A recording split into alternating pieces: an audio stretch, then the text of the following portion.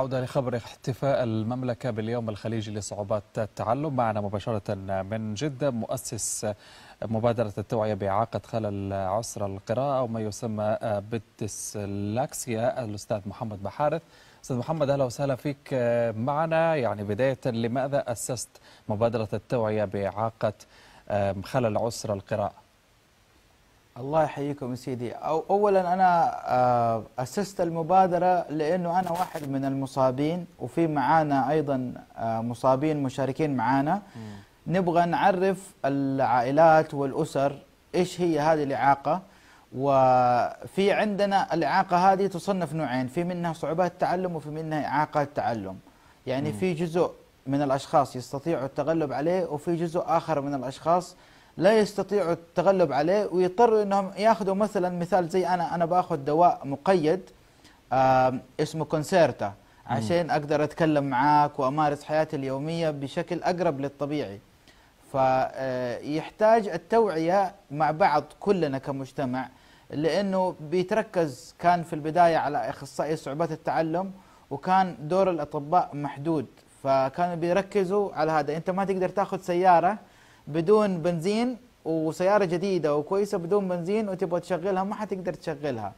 فأخصائي صعوبات التعلم ما حيقدر يعالج المشكلة إذا ما في طبيب مخ وأعصاب يستطيع إنه هو يشوف الحالة إذا هي إعاقة تعلم أو صعوبة تعلم. طيب، يعني هل الديسلاكسيا هي صعوبات تعلم أم إعاقة؟ حسب ما يشخصها طبيب المخ والأعصاب. الشخص ممكن انه اذا في حال تغلب على جزء كبير من الصعوبات اللي بتواجهه فصارت صعوبة، لكن اذا في اعراض لازمته لباقي عمره زي حالتي انا مثلا وما يقدر يمارس حياته اليومية، فهي تصبح الى إعاقة تعلم.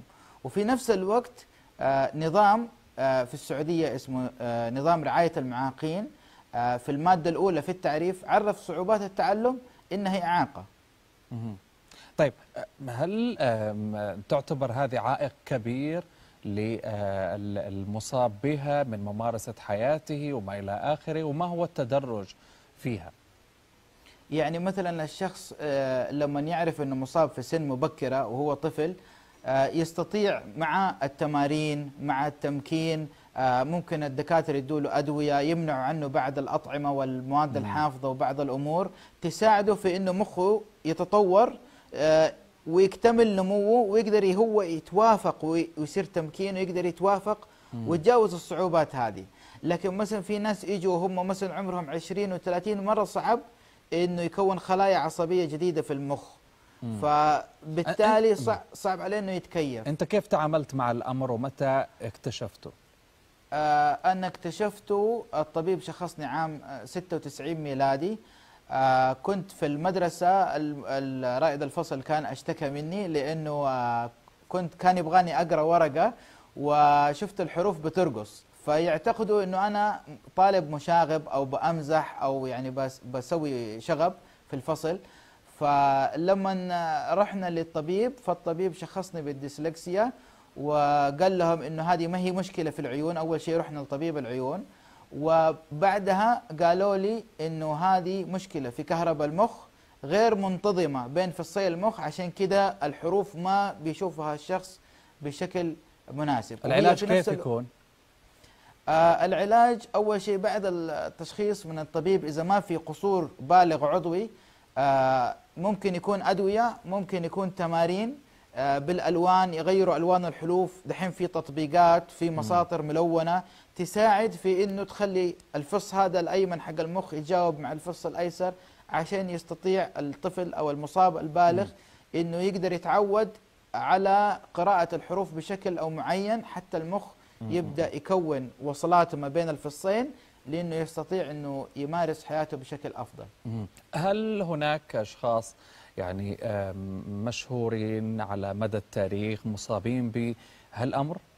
نعم، في عندك ستيف جوبز، في عندك اينشتاين، في عندك بيل جيتس، ريتشارد برانسون، في شخصيات كثيرة من حوالين العالم مشهورة ومعروفة، لذلك يسموها إعاقة العباقرة. ولكن أنا دائما أقول لهم مش معناته أنه الجميع نحطهم على نفس المستوى حق هذول صار لهم وضع معين في حياتهم وتمكين معين. فأنا هدفي أنه من هذه المبادرة نوعي ونجد أينشتاين السعودي القادم، ونستطيع بإذن الله أننا نوفر له الدعم بالتمكين وبتوفير المعلومات. وفي عندنا دورات ومحاضرات تخص استخدام التطبيقات الذكية وخيارات الاستخدام وتسهيلات الاستخدام. أيضا عملنا شاركنا في ورشة عمل مع هيئة رعاية الأشخاص ذوي الإعاقة في العام الماضي. جمعنا عدة جهات حكومية وشرحنا لهم إيش الأشياء اللي بتواجهنا مشاكل فيها، مثلا اللوحات حق الشوارع، اللوحات مثلا في المطارات وغيره، إنه كيف ممكن يصير في موائمة عشان الشخص اللي عنده ديسلكسيا يقدر يحدد الكلام اللي مكتوب إيش هو.